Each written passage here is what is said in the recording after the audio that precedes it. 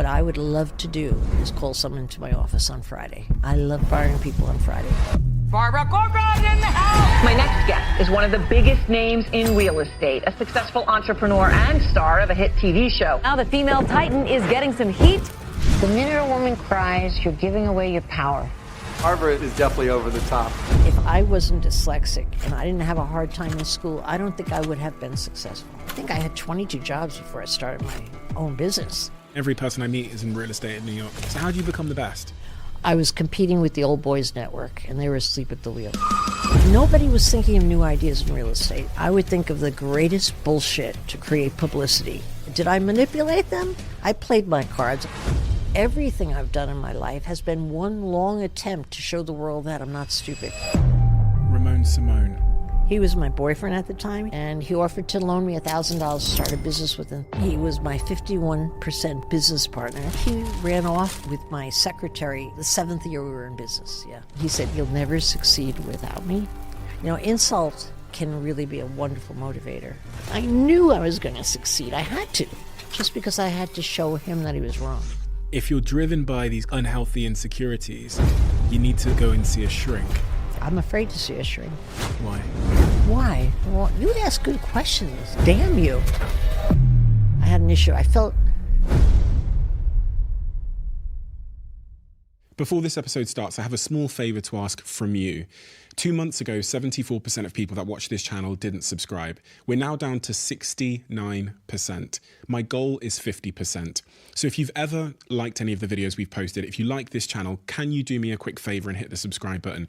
It helps this channel more than you know, and the bigger the channel gets, as you've seen, the bigger the guests get. Thank you and enjoy this episode.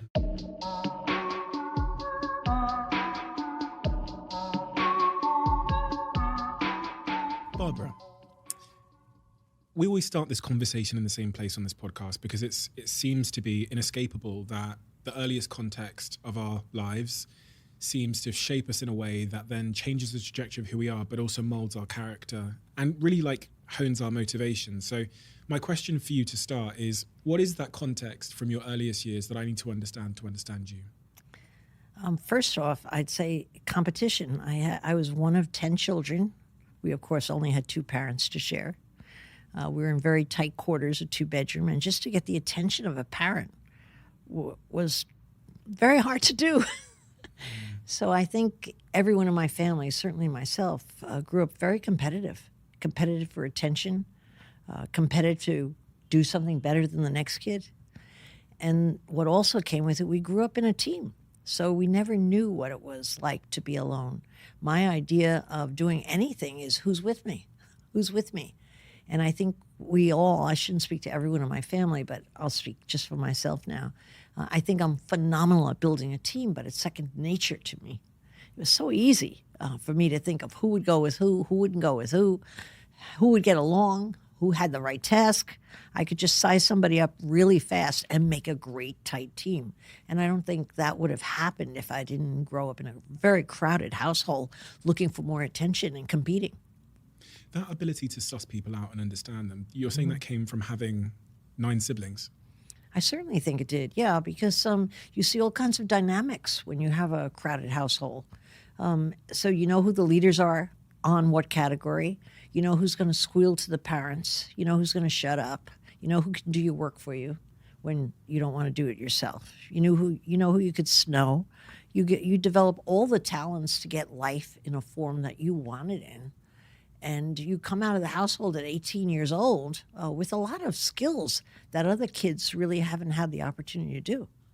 What about the role of the influence of your mother and father? Oh, I was, thank God, I had a mother and father who loved us. I think that's the most important gift in life. It makes you somewhere deep inside secure if you feel loved. And I had 2 parents who loved me, you know. And my mother was a phenomenal role model. I never saw her sleep. She worked 24/7. She just never sat down. I don't know even when she slept. I've never seen her go to bed ever in my life. And my father worked 2 jobs his whole life to support us. So we were very much influenced by each parent as needing to work hard. I mean, we were all having jobs when we were 11 years old. I think I had 22 jobs before I started my own business. because we were out working to contribute to the family. And think about the life skills you get outside a household when you're working young. I don't think anybody ever has any job where they didn't learn something about themselves. So even though when I went out into the workforce, when I started my business at 23, I may have looked 23, but inside I felt like I was 53 based on experience. And so there was nothing naive about me at that point. I had already an awful lot of experience. When I was reading through your story, I read that your father struggled with work and struggled with, I think, having a boss. He certainly did. And he set up the pattern that we all share in my family. 9 out of the 10 kids have their own business. My father was a printing press foreman and a very good worker. But he didn't like someone telling him what to do. So he would regularly come home, sit at the dinner table, and tell us he was fired from his job. It was a regular event. We all asked him to tell us a story, and it was the same story. He would basically, he said, I told Mrs. Stein where to shove the job where the sun don't shine. That was and we'd all clap for him and say, Dad, our hero. And my mother, of course, would not even know how we were going to be fed until he found a new job. But he was our hero. And so when we grew up, even though he never worked for himself, the fact of the matter is we knew we wanted to work for ourselves. We didn't want to work for a boss. And honestly, I never had a boss I liked, even though I had so many. And I'm sure they were perfectly fine people. But I didn't like the fact that I wasn't the boss. It was clear to me. Your father drank sometimes. Yes, he did drink sometimes. And I'll tell you how that played a role in our family. He was a social drinker. So he was probably the best father in the world, played with us, was our playmate. We adored him, everything he did. But then when we went out to a party, which wasn't that often, a family party, he would drink too much. And he would come back, and he was a different person. He was a gorilla, and we all feared him. What that does is it makes you very fond of control. When you're with a parent who drinks, I think as a child, you never really feel like you're in control of things because you don't know when the lion might come out. And so it made us insecure and very fond of control. And I'm a control freak. I like to control everything I do. And I credit my dad with that. I don't want any curveballs or surprises. The way that he spoke to your mother sometimes, it seems from reading throughout your story and the person you went on to be, seemed to be pretty consequential to how you did respond to men who would talk down to you in your career. God, you do your research. Good for you. Really, that's a nuance, but good for you. I'm not my best if a man talks down to me. I credit my father with that because I adored my mother so much. There was nothing to talk down to my mother about. But when he was drinking, he would talk down to my mother, and I hated him for it. And it scars you so deeply that I'll never get rid of that. So if a man actually dismisses me or talks down to me, particularly in business, I'm at my best. It's like, oh no, you're not going there. I get like this iron rod through my soul. Showing someone that they're wrong is probably not the best motivation, I gotta believe. Probably not a healthy way to be, and you probably need a shrink on that one. But it certainly works well in business, I think. It pushes you and makes sure that you make sure that things work out. I really resonate with that because, as I've talked about probably too much on this podcast, my mother and father had a very loud way to communicate, to say the least. What a lovely way of putting it. I've become more and more like diplomatic with how I frame that. But yeah, a loud way of communicating. And I learned that as I stood there as a little kid and watched my mother shouting at my dad, when I got older, my response to being shouted at was the response I always wished I'd seen in my dad. Oh. Which was like, run and don't take it. So when you were saying that, I was wondering if you could relate in the sense of when a man puts you down, because you saw your mother be put down in such a way, your response is to, like, to brace up. Yeah. Every time, brace up. Yeah. And most importantly, prove his assessment of me wrong. Did your mother, how did she respond?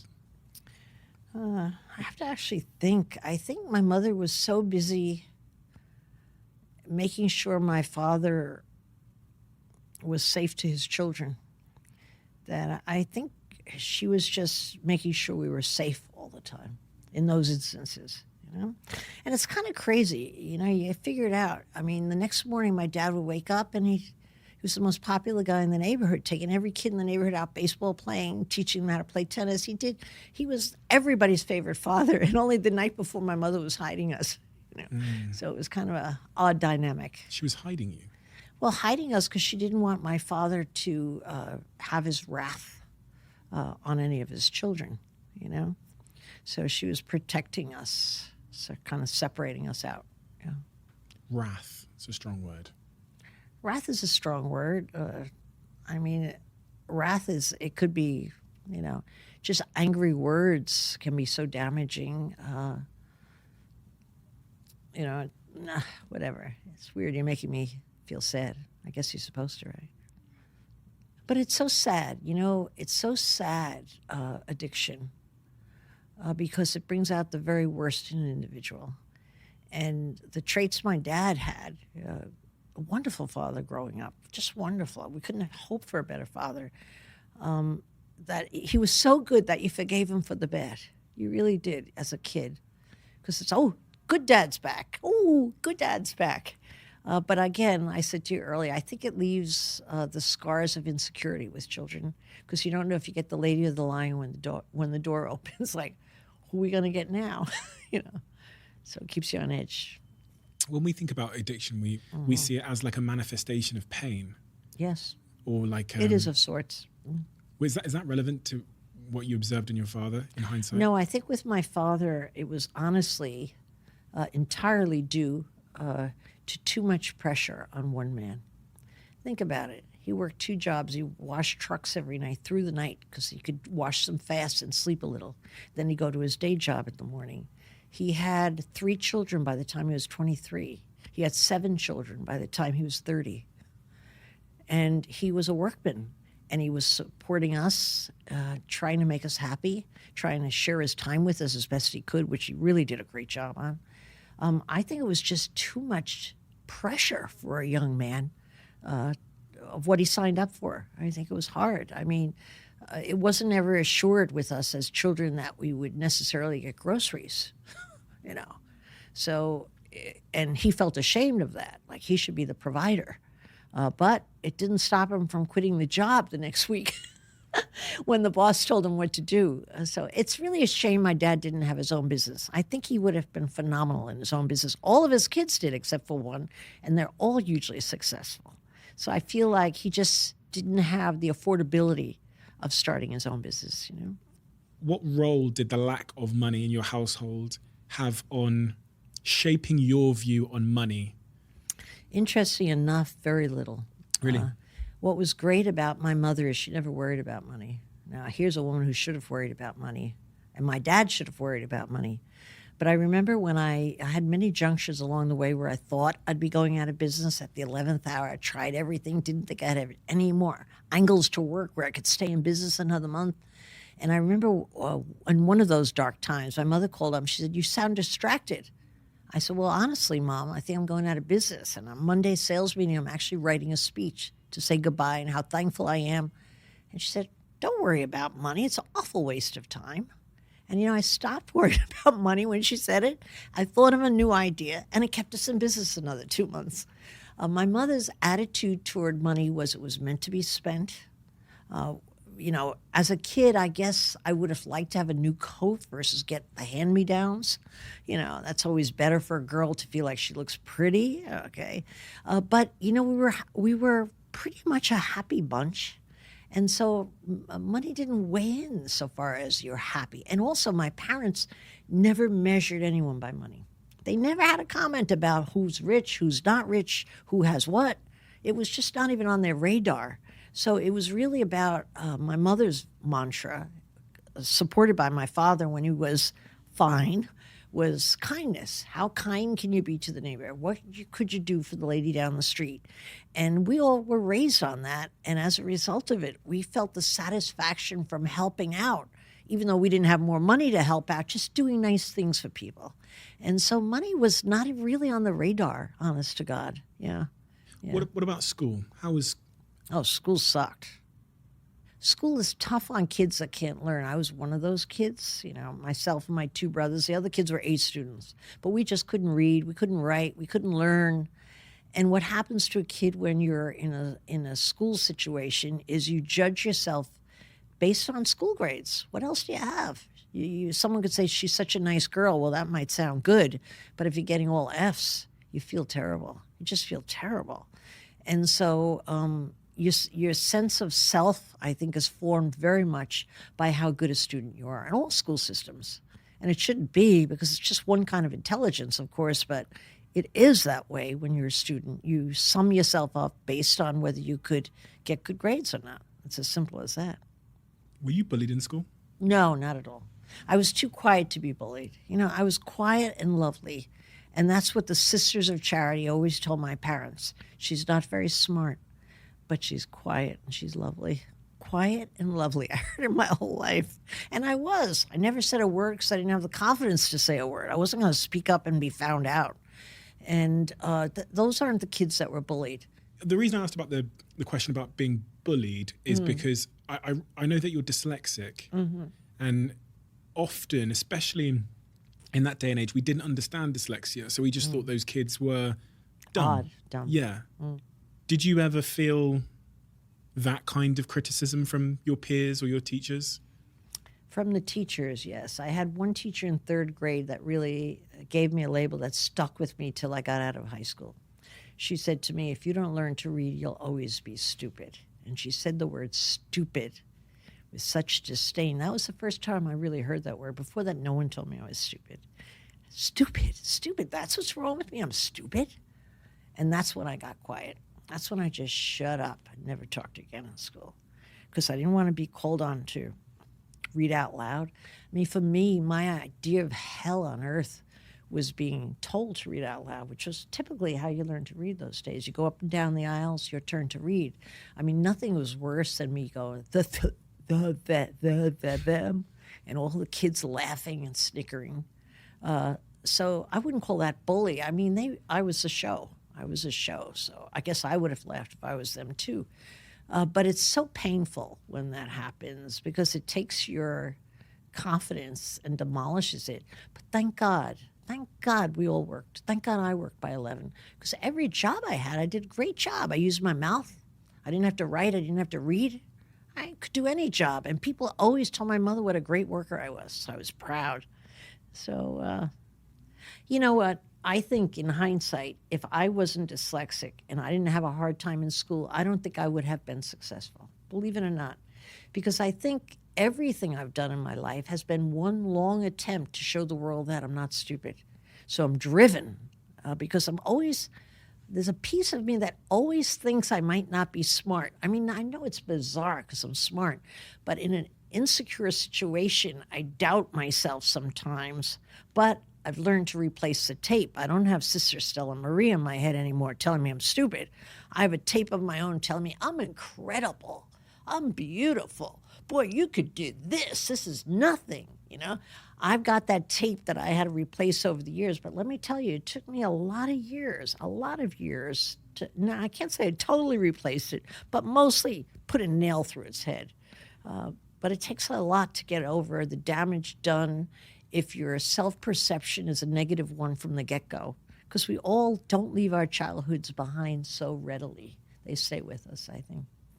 And you credit it there for your drive. Absolutely. But also, you said earlier, if you're driven by these kind of unhealthy insecurities, you need to, at some point, go and see a shrink. I'm afraid to see a shrink. Why? I'm afraid they'll straighten me out. And would I be successful then? I stay a mile away. I know it's crazy. I've read a few books and self-analyze. But no. First of all, they're very expensive in New York. And in that way, I'm too cheap to pay. My shrink is working out. If I work out or if I weed my garden, I'm straightened out for the moment. Okay. But that's the way it is. I ask for selfish reasons. I found myself at one point for the same sort of insecurities and feeling like I wasn't enough, being very driven to prove the world that I was.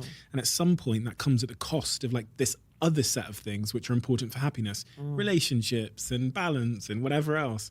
So when you said about at some point you need to go see a shrink, I get it, because at some point you can be a bit too dragged by your pursuit to prove the world that you are enough, that you Of course it's too much. compromise a bunch of other things. Of course you do. I mean, if you're strong in one arena, something's got to give. Right? What had to give for you? Relaxing. I don't think I've ever relaxed in my life. But honestly, when I'm relaxed, reading a book, it's fine for a half hour. And then I got to get up and accomplish something. I'm very driven to accomplish, to see the difference I've made in the world, to an individual I just spoke to a business I've been involved in, to a neighbor I've befriended. Why? Why? Because I want to know for sure, without a doubt, that I haven't wasted a minute and that my existence makes a difference. Why? Because I think it's important. Why? Well, you ask good questions. Damn you. Why? Why is that? Because I don't want it to be a wasted life. You know, I'm just one of those that you get one shot at it, and I want to see how much of an influence and how much of a difference I can make. I really do. I mean, so I guess relaxing feels like wasting time. It doesn't mean that I can't have fun with friends. I have the most great circle of close friends that I have so much fun with. That's a priority in my life, and it was a priority in my business. Fun is number one in developing teams, I believe. But in addition to that, I just have to be productive. I do need a shrink, don't I? Do you have one in the house? No, but if you find Would they one, give send me a them my way. courtesy hour? Courtesy hour. Trying to get a discount. Off you went into the world of work, as you said. You had some. By the way, you would make a good shrink. Oh, Can't we please. just switch gears a little and you do me? You don't realize what's happening here. I'm actually using you as my shrink. Oh, why- really? Yeah. I don't think so. No, I ask questions that I genuinely care about. And typically that means because I'm struggling with something. So that's why I was pursuing that avenue so diligently. You had some 22 or 23 jobs before you started your own business. Yes, I did. Jobs from everything from being a receptionist to a waitress to everything in between. We often look back at those jobs that didn't pay us a lot and that the world doesn't hold in high regard, as some people might think that they are a waste of time or they were like necessary. Oh, wow. What's your view on when you were a receptionist and a waitress? What role did that play in your overall success? I think whether you have a menial job or an important job, it's what you're learning. I mean, there wasn't a job where I didn't learn a lot.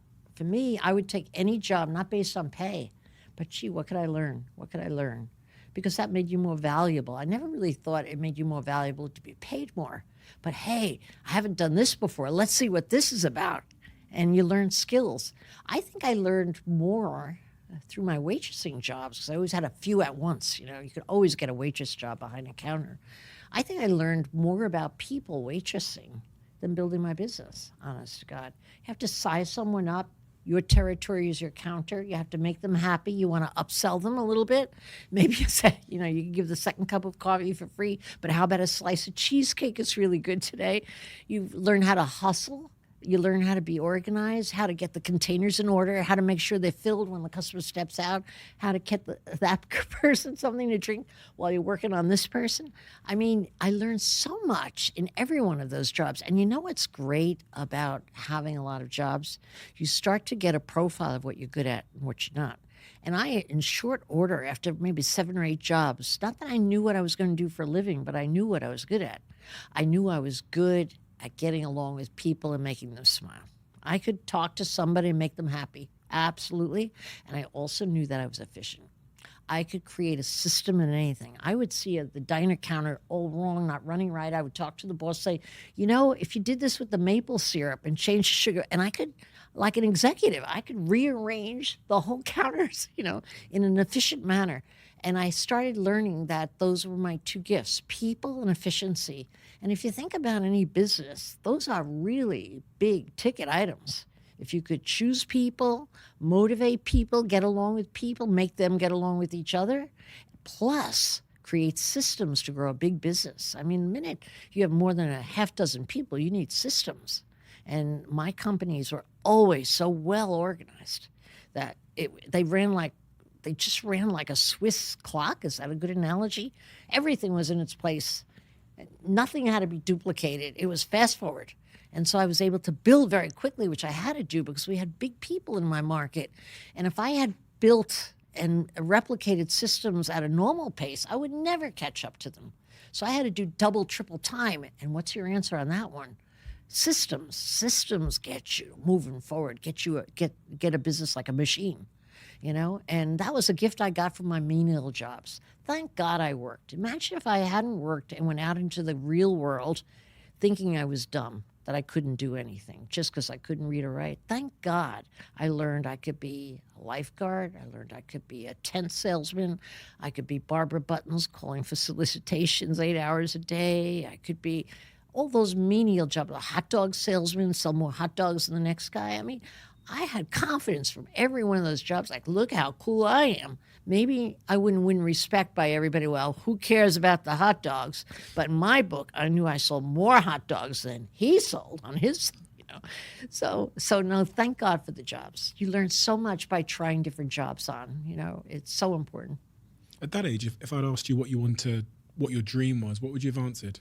I wouldn't have answered the question. I wouldn't have answered the question. I had no idea. I would say, I just want to work. I just want to, quote, work. It didn't make a difference what I was working at. I just knew that when I was working, I felt capable. That's all. And conversely then, what are you bad at? I think, as you've said, it's very important to know strengths, but also weaknesses. You know what I'm bad at? I'm bad at math, numbers, terrible. Just terrible, really. I don't even understand. I took algebra 4 times, 2 years in summer school, never passed it. They finally just gave me the grade to go through. I'm very bad at math. I'm bad at legal.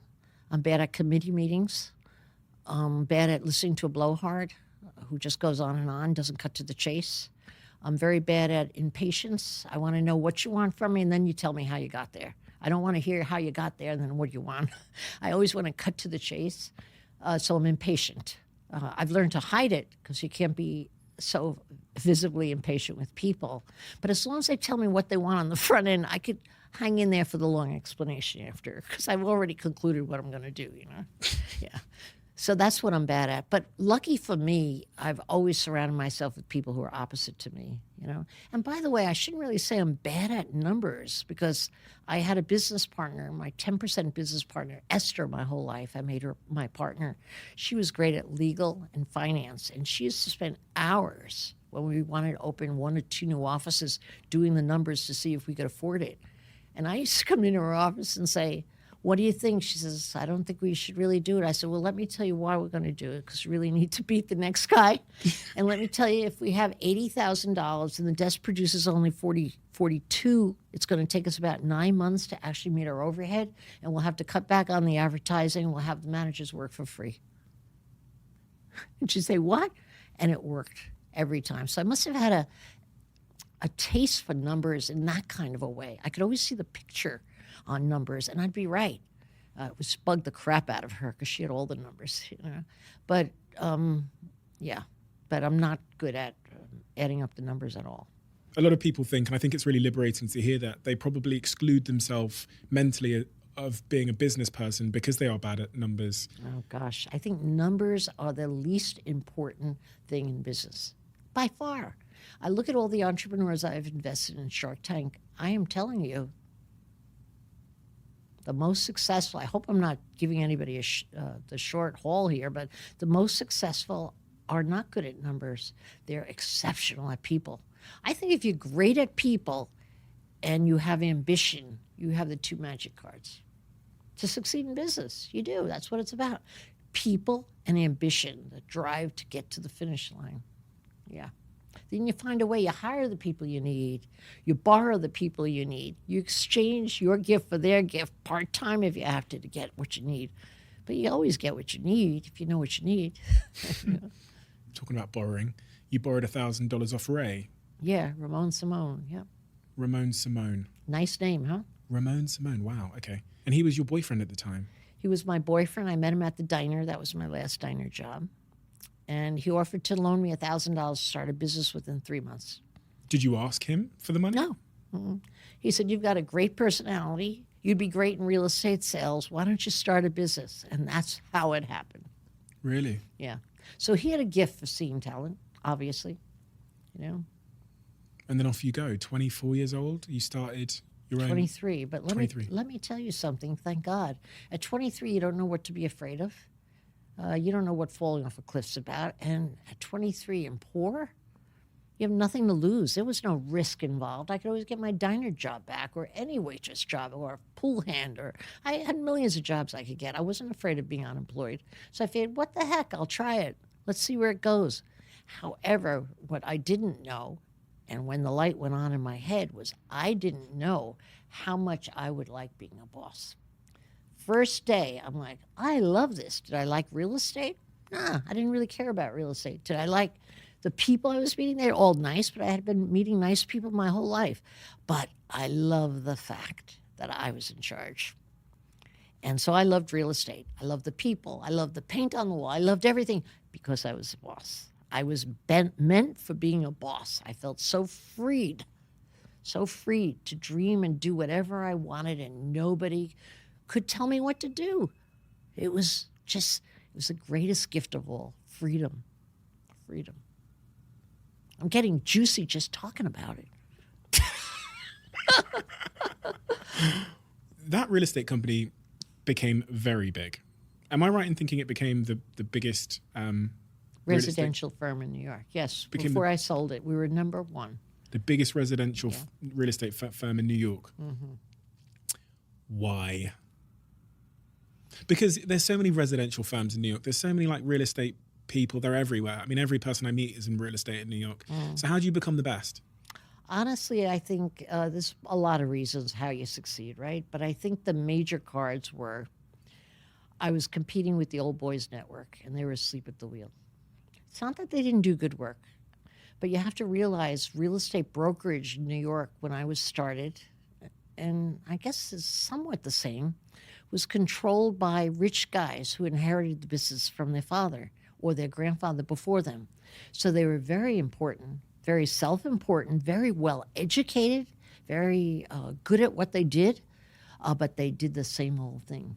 They did it the same old way. And they also hired people like themselves.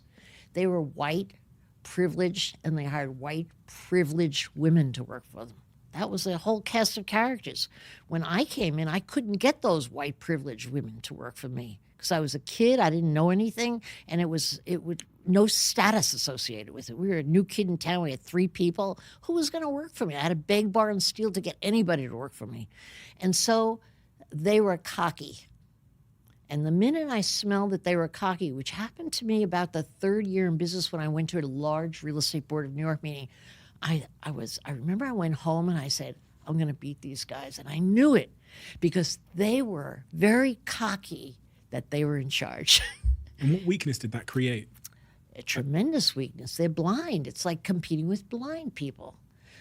They were also rich enough not to want to lose money.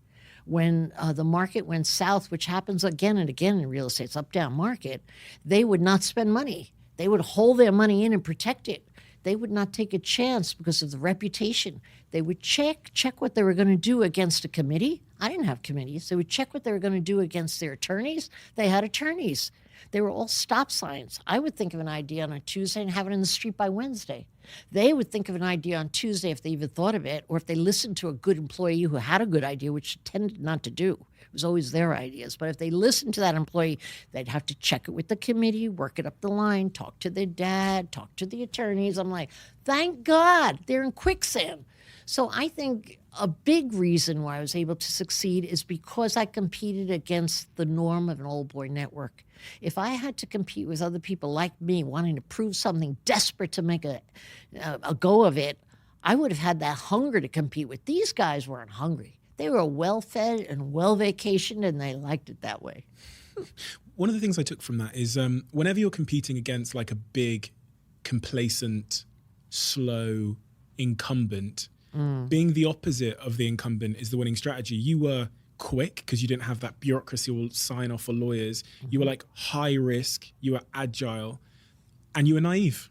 Yeah, you know what else I had, which isn't to be underestimated? I had a wonderful imagination. I would think of the greatest bullshit to create publicity every day of the week. I just would dream up some stupid stuff and give it to the papers or the TV stations. I would churn out reports that I had no business turning out, but I could think of an idea a minute, and I would just throw it out there and see what happened. Nobody was thinking of new ideas in real estate. It was about controlling the listing market and controlling the number of bodies working for you. That was the only game in town, not how you did it or what differently you could do. Nobody even really was concerned about the customer or the sellers. They just want to know if they had a contact with them, because it was a contact game. But I came into a different generation where contacts meant less in New York. As the waters of New York changed and everybody started coming to New York, and different nationalities and different colors of people, everything was changing. And these guys really thought it was not changed, So it was such an advantage to have a lot of ideas and to have tattered soldiers, anybody you could get your hands on, and to make them believe they were as good as the fancy people. And my people believed they were as good. And you know what? They were as good, and they were better in the end because they all hustled, and they all had something to prove. We were all the poor kids trying to make it in New York. So we were all driven, We were soulmates in a way. That company culture and that philosophy, you're citing that as being really pivotal to why you were successful. What does that mean, culture? And how do you go about creating that culture? The main card is having fun with your people. I put fun before anything. I certainly wanted to drive sales hard, open new offices, hire new people, nurture a great management system, all the things that go into any business. But more than that, I wanted to make sure everybody loved each other. And the way you get to break down barriers between people who all compete with each other. Remember, in sales, you like who you're working with, but you don't really totally like them because they're after your market. So you're friend enemies, really, in a way. And so I believe that if you had enough fun with your people, it was a great equalizer. When people laugh together, they come up with new ideas. When people laugh together, they loosen up. I used to have people dress for my parties or they couldn't come in. I would have them dressed 1940s, 1950s. I had them cross-dress. Oh, what a rebellion at the kingdom. The straight guys, I'm not cross-dressing for her. Of course they cross-dress for me. I had a party where everybody dressed as a nun. I'm not going as a nun. Of course they came as a nun. Do you know how exciting it is to be in the Waldorf Astoria ballroom and see 1,000 nuns at a party? It's a blast and so much fun. So we would have picnics, parties. I would take the women spontaneously. Hey, come with me. We're going downstairs to Barney. I'm buying you new underwear. Why? Because it's so bizarre. And they all go down and pick out the most expensive underwear they could find. This bizarre stuff made them tell everybody who wasn't in the company, oh, God, guess what we did? It was an adventure.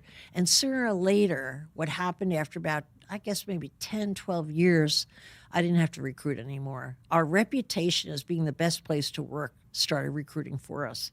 My salespeople recruited for us just by repeating stories that happened every day.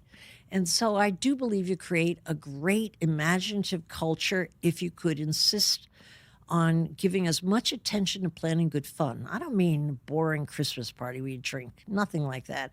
Some bizarre means of having fun.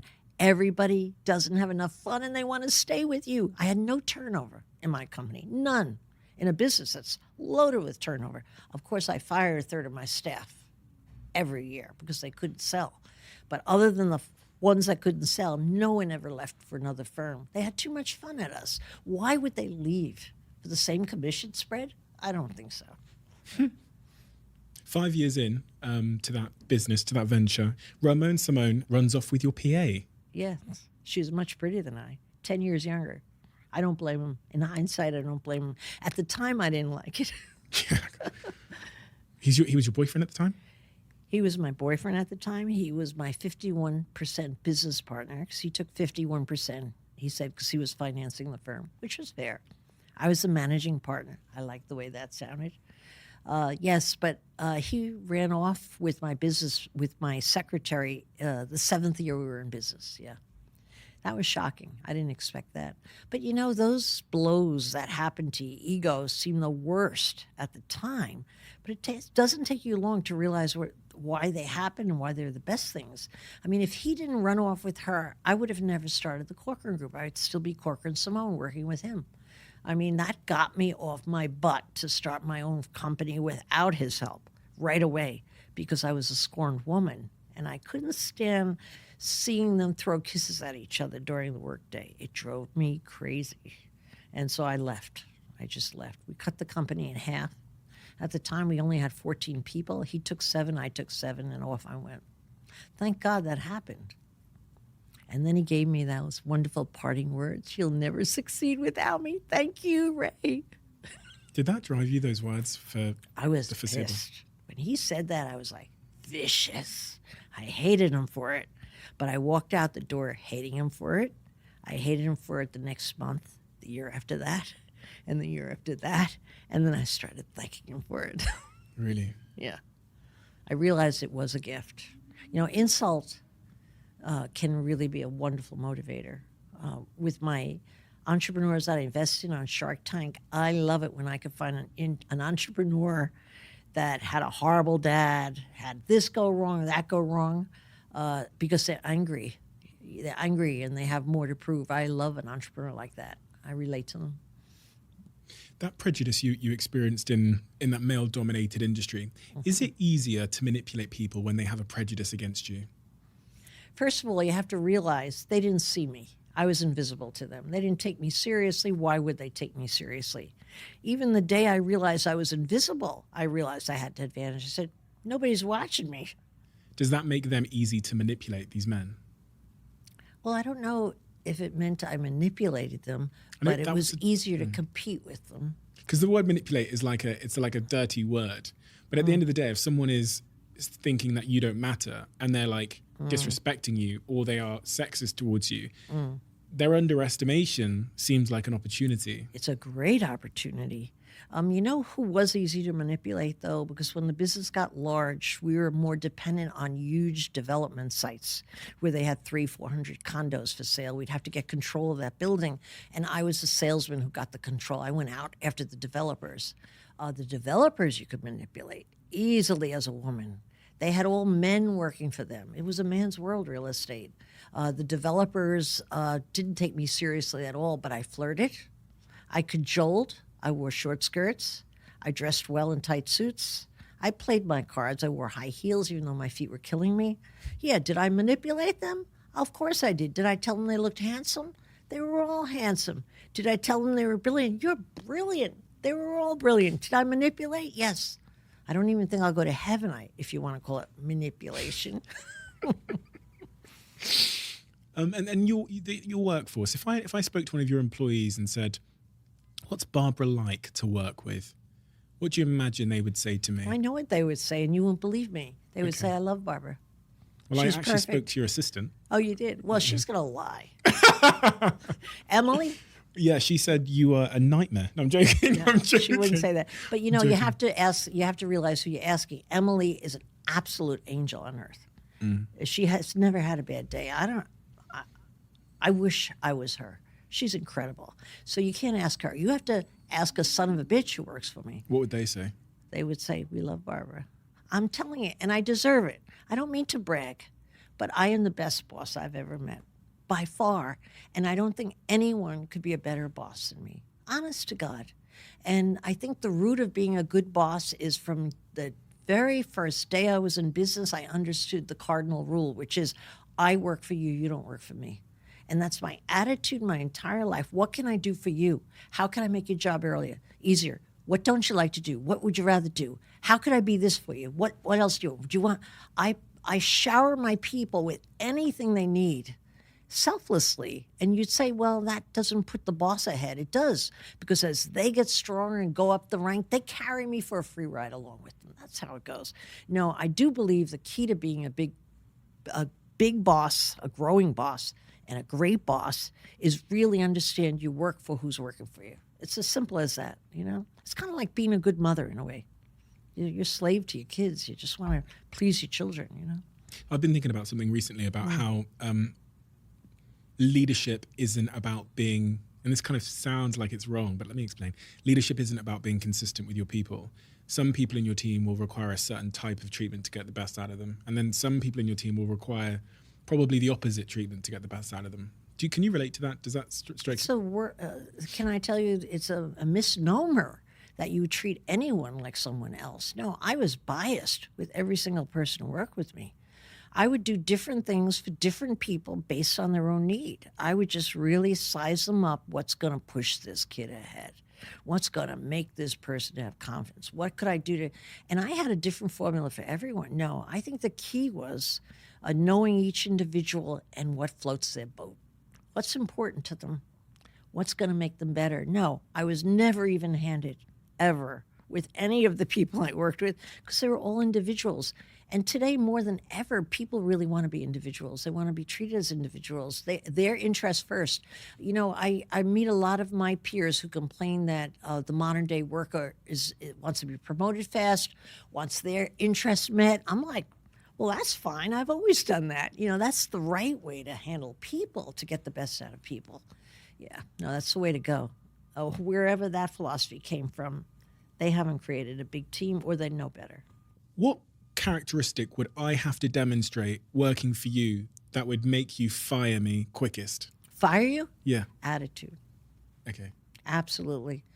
You know what happens is, as careful as I was to hire, and I control the hiring for probably the first 10 years of my business until we got to 500 people, and when past that, I couldn't do it anymore. I did some, but not a lot. What I would love to do is call someone to my office on Friday. I love firing people on Friday. I would stop by someone's desk on a Wednesday and say, hey, would you have any time sometime on Friday? They should have heard about the rumors. Yes. What time's good for you? 2? See you at 2. I couldn't wait till they came in to fire them. You know why? Because I picked out individuals who were negative, and my attitude toward the negative person was, they were ruining my good kids, because people who are negative have to have somebody else to be negative with them. They got to talk to somebody, complain. Okay, I'm not talking about people who tell you what you're doing wrong. They're invaluable so that you can get better. I'm talking about chronic complainers and negative people. You got to get rid of them.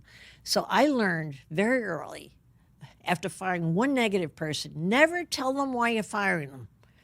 Okay, or you get in a rat's nest. Why am I negative? Why am I go, no, you just don't fit the company. But why? I don't know. You just don't fit the company. Maybe that's a little mean, but I never carried a negative person for more than a couple of months. Sometimes they're undercover at first, but eventually they come out like, hey, do you have any time on Friday? If you ever ask me for a meeting on Friday, Don't sorry, come. Barbara. Don't come. I'm fully booked. I'll take the Friday off. Blimey. Why are you so irked by complainers? And is it something about... They're thieves. They're thieves. They take your money away and they take your energy. And the most valuable asset you have is your energy. And if they take your energy away, you're not going to deliver enough to everybody else. There's not enough to go around. No, they're thieves in the night. They come in, they got their hands in your pockets, and they're taking your goods. That's how I see negative people. When you have a team filled with very positive people, it's like they're stuffing your pockets with money and jewels all the time. It's the way you want to be. It's those people you want to be around. Yeah. Have you noticed, because I think I've noticed this, that, you know, my first business where we had about somewhere around 500 people, 95% of my people problems were created by like one person. Of course, the complainer. Yeah. The negative person. Why? You didn't ever work on Friday? No, do you know what? I didn't realize. I should have just made the decision quickly to get rid of them. But then I had that complex, which bosses sometimes have, where I go, well, if I get rid of them, then it's going to impact the culture, and then they're going to do this. And sometimes they're so much of a complainer and so negative. They've acquired so many ears to be negative too, that Yes. there was this fear that if I fire them, then there's going to be even more negativity, like a volcano of negativity. That was naivety on your part. Yes, I'm it sure was. you found very differently once you fired a few people. Amen. Yeah. Amen. I learned the lesson, and one of my philosophies now is like, as soon as you know, As soon as you know. fast as you possibly can. And your point about don't say it's because they are, you can't say because they're Oh, negative. you can't win at that game. Yeah. Yeah. You know, it took me probably 3 years. I hired a great salesman from another firm, which was reaching for me because I groomed all my own. No one wanted to come. And someone actually wanted to come and work for me from a bigger firm. I couldn't believe it. I hired this lady. She was so negative, right away. So negative. She had two personalities, outward when you're interviewing and inward when they're working for you. And she was so negative. And I really thought I could change her around. I'm such a positive human being. Everybody here's positive. I'm going to change her around. And then I learned the important lesson. If her parents couldn't make her smile, I wasn't going to. Forget it. They had this lady for their whole life and she's miserable. I'm not going to make her happy. And so part of it is admitting defeat, that you're not all that powerful where you're going to turn somebody around. No, negative, you just get rid of them. Terrible. Let's talk about something more positive. What about compliments? Compliments when they're genuine, not compliments that are empty, and not compliments in front of a group for the sake of grandstanding. I just don't believe in it. People see right through the bullshit. You know, everybody, you could get somebody with the lowest IQ in the world, you bullshit them, they know it. They just know it. You just assume people are smarter than they look, okay? And so I think a genuine compliment with specifics to back it up is the greatest thing in the world, and you'll make someone fly and become even stronger the next day. But if it's not specific and why that was so smart that you did and what it did for us, that's a compliment. Let's give her a round of applause. Okay, that's the right kind of compliment. But you know, to find those compliments, it is creating a habit as a manager or a business owner of looking for them. I would walk through and try to find anything good I could talk about, anything anybody did good that somebody would snitch on. And then I'd get the details down and then give them a compliment individually if I thought they were a private person.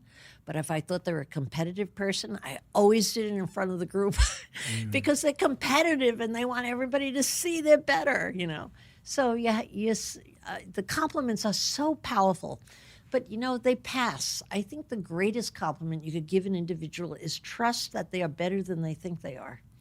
And I honestly think that people write themselves off for so much less than they're capable of. When you say to someone, I noticed you dress, I'll give you an example because this is a silly example, but I got my advertising manager. She was a salesman who was mediocre, meeting overhead and turning out a little profit, but not great. And I looked at her every day and thought, she is such a beautiful dresser. What she can do with her hair, with her clothing is incredible. And I went out of my way to walk over to her desk. She had the perfect match. She had the perfect thing. Her desk looked like I wanted to vacation there. It was so gorgeous. So I said to her, Anita, how would you like to be my advertising manager? She said, I didn't know you had an advertising manager. I said, I don't, but how about you take it? Now, how did I know she would be exceptional in advertising? Because everything about her was put together. I figured that had to transfer to great graphics, beautiful design, the layout of the page, because that was kind of like a page I saw on her desk. She was incredible. I think you just have to find the gift in people and point it out and think, how can I take advantage? And Anita became probably the envy of every firm in the city because of our great advertising. That wasn't me. I got the credit. It was her. But I blossomed her up because I saw that gift in her, you know. It sounds like a stretch, but it's really not, you know. It's not a stretch if you keep your eyes open and see what people are good at. We talked about the mouth there with the smile, but what about the eyes? You mean looking at someone in the eyes? Yeah. Oh, you have to. I mean, do you trust anyone who doesn't make eye contact? Ever? Really? You figure they're either insecure, insecure, dishonest, or probably those two. That's what I would say. Dishonest or insecure. Either way, you don't want to hang out with them. No, the eyes are key. Because I read that in the pandemic, when you were hiring for one of your roles, you basically, there was 500 people and you basically excluded everybody that didn't make eye contact with the camera. You read that about me? Yeah. I think it was probably exaggerated. I don't think it was 500 people. But just, a lot of people. Yeah. But a lot of people, definitely. Okay? You don't make, absolutely. And you excluded everyone who had bad lighting. I did, yeah. Why? Because it showed a lack of aggressiveness and caring for themselves, I felt.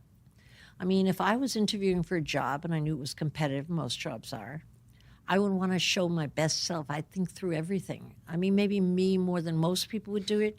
But I think if you show up with bad lighting and then on top of that you don't make good eye contact, next, please. No, it's just terrible. No. It's very hard to hire people through COVID. online, but I never did. In the end, whoever I hired, I insisted I meet them in person. You can't really do as thorough a job unless you're in person, I believe, or I've never been able to learn how to do that.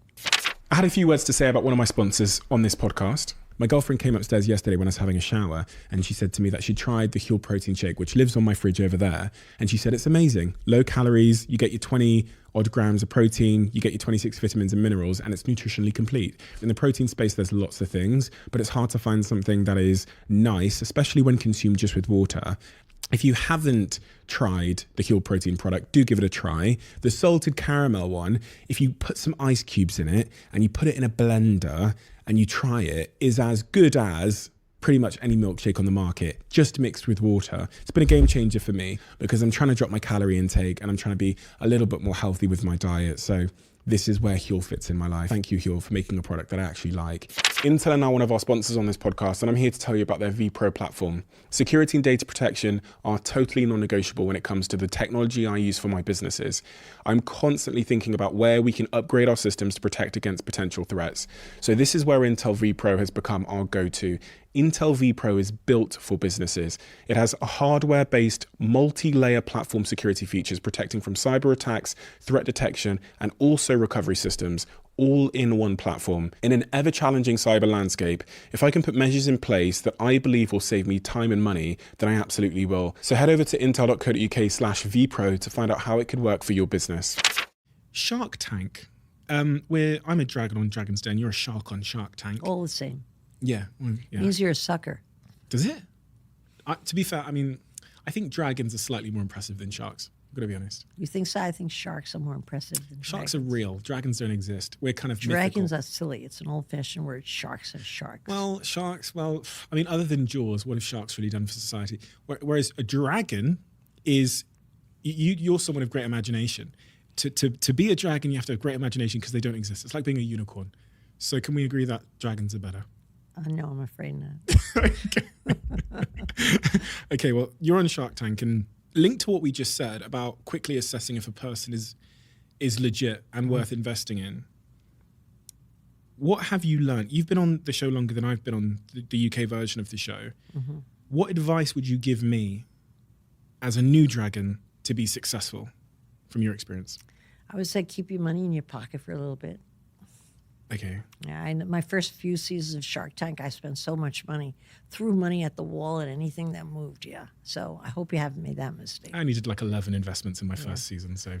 But for me, what I have learned in 14 years, and I've learned it a good 10 years ago, I'd say, is never choose a business. Always choose the entrepreneur.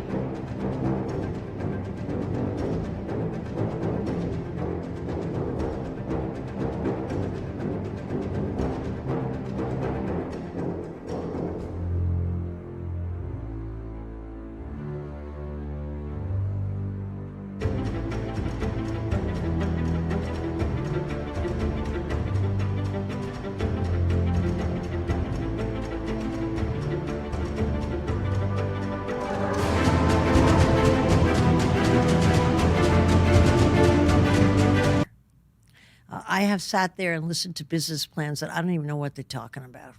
It makes no sense to me what they're talking about because it's not a business I know or I don't understand the terminology. And in the old days, I would have thought I was too stupid, but now I know I'm smart enough that if I'm not understanding it, it's okay. I'm probably still smart. But I have to be really smart in making the choice of the individual. Do I trust this person? Can I visualize them going through a wall? What's their background? Are they good at getting back up? Do they have ambition? Not passion. Passion's so overrated. I feel passionate. We really wanted to do this. Like saying you're excited about your first date. Who cares? Wait till you marry the lady and see how you feel. But I think the commitment and the drive and the ambition is what I'm always looking for. I'm looking, just trying to smell it out. If someone says they were poor and they didn't have a father, let's say, I'm biased right away. I want to buy the business. you want to invest straight away. It doesn't mean I will, because I have to hear more about how they handle things, what kind of an individual they are. But no, I'm very biased, or I should really say I'm not very nice or fair-minded with rich kids. The problem with investing in a business owned by a rich kid is usually raise money already rather easily. It's not sweat equity. So you got a chunk of change to get started. Okay, that's nice. Now, you would think that would make things easier. I think it makes things difficult. You don't spend your money wisely. It's Papa's money or your parents' friends' money or wherever you got it from. So it's not valuable money. And I've seen more people stand and say, well, we pivoted. We lost that and we pivoted. What happened to the guys that gave you the cash? What happened to them? No regard at all. Okay? When you get a poor kid, they typically have something to prove. They really have to stretch every penny. It's their own money. They're dying just to get a little bit more. There's so much a greater need. And there's also a desire to do well in living in their life. They want to go on vacations. They, too, want to get a sports car. They want to get a nice apartment. These rich kids have had it all before. They've been on vacation everywhere. They've always had rich cars, rich parents. So I think it's so much harder for a rich kid to succeed as an entrepreneur. I just love poor kids. And I have to tell you, out of my whole portfolio, I don't have a single rich kid who succeeded. Well, most of it is because I don't invest in them in the last 5 years. But even when I did years ago, none of them succeeded. No, they went on to do something else. My poor people, those are my winners. Yeah, they're desperate to succeed. The only thing that beats growing up poor, in Corcoran's opinion, is growing up damaged. Oh. Yeah. Well, aren't we all damaged in one way or another, right? But you could get damaged by money and affluence so easily. I think it's easier to raise a poor kid than it is a rich kid because of the circles they fly in, their value systems, who they measure themselves against, what they measure. I think it's more difficult to be an affluent kid or affluent rich parent and raise a good kid with values. I really think it's harder. You know when I said I spoke to your assistant? Mm-hmm. I did. Well, we did. Emily, right? Yeah. Okay. Emily. Good thing you talked to the good one. Oh, there's another one.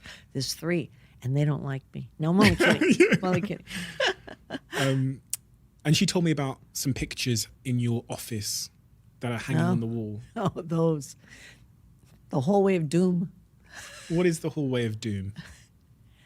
Well, you see, anyone who's on Shark Tank, as you well know, Dragon's Den, has their night in the sun, where they're on the show and everybody orders from them. And they become almost rich overnight, or at least they think they're going to be rich. And they're all celebrating, excited. All right. And then something goes wrong with the business, maybe 3 to 4 months out. That's my timetable. I'm waiting for that day. Something's going to go wrong. It's not just the patent didn't come through. That's minor stuff. Like the mold was wrong, or they delivered 10,000 pieces and they were made wrong. And he had the patent. I didn't know he was going to give it to me, but he ran off with it. Something goes wrong. I just wait around and I watch. And I say, how's it going? And there's only 2 different responses to that, which is, he promised me. He promised me. I mean, the guy said he was good. Da, da, da, da, da, da.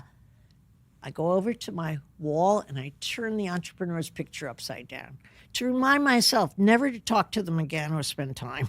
No, I'll talk to them, but I'm not going to spend my time because they're victims. And then you have the 1 in 4 people who handle it this way. Ah, crap, I can't believe I made that mistake. Okay, let's see what we should do. That's an entrepreneur. Moving on, moving out, and going forward and taking the blame, even if they weren't to blame.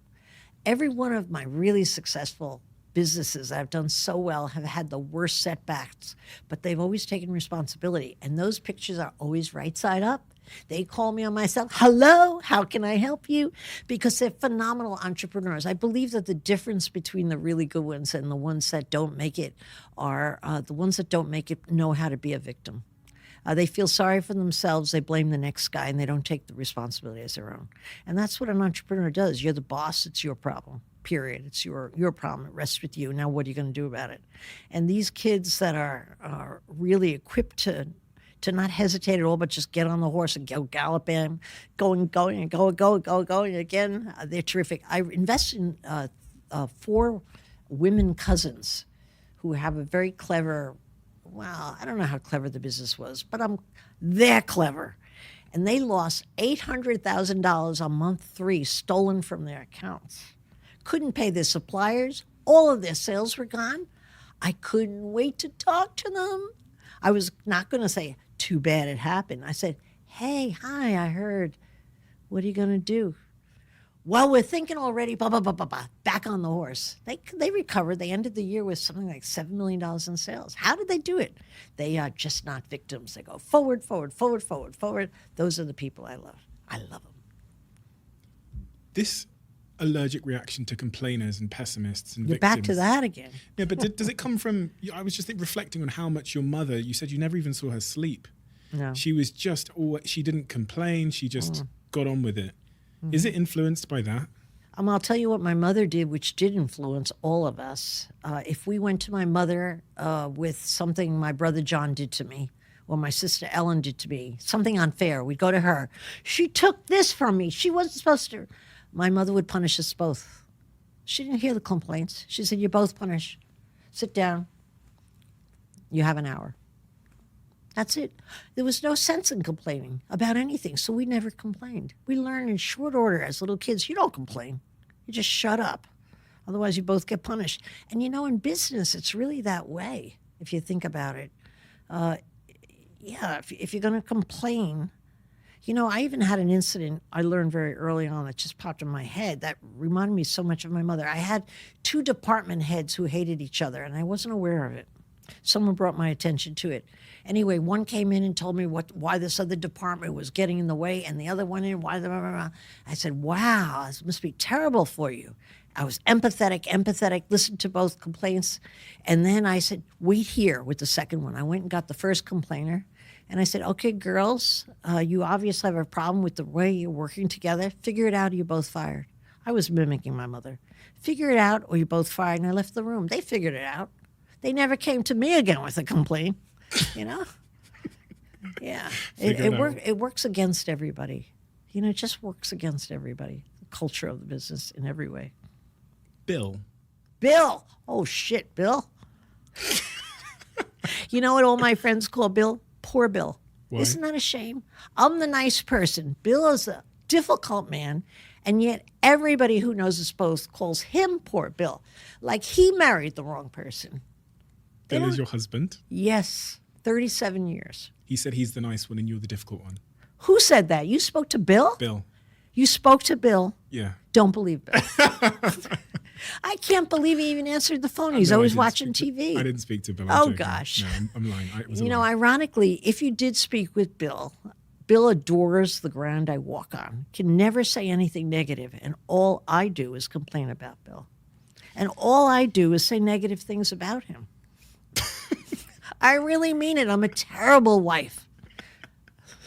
I really am. I'm not just saying that. You should talk to Bill. He'll confirm this. I did, and he confirmed it. Said you're terrible. The thing I was really compelled by is I was reading how at some point you started out-earning Bill.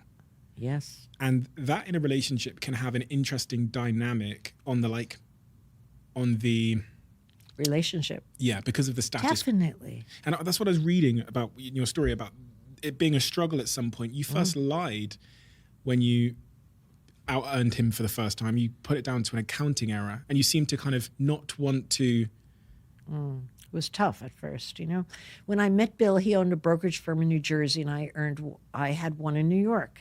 I had 1920 people. He had 1920 people. We were even, right? And then within the next 4 years, I had 500 people, and he had 22. Not a good scene, all right? We were both earning about, just able to pay our rent kind of when we got married. But when it went askew that I out-earned him by a mile, you have ego at risk, Really? Very much so. Absolutely.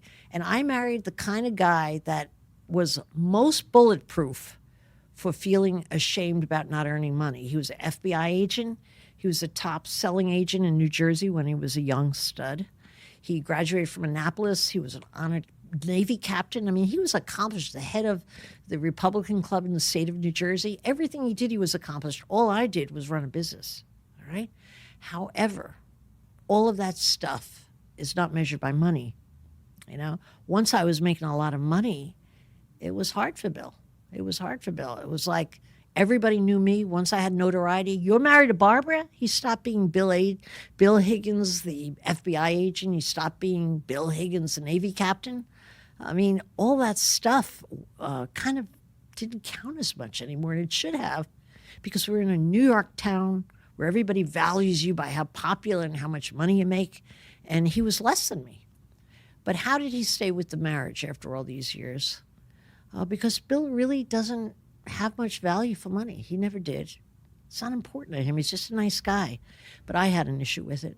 Yeah, I had an issue. I felt not feminine enough when you out-earn your husband. You don't feel that feminine. You feel like the caveman instead of the cavewoman.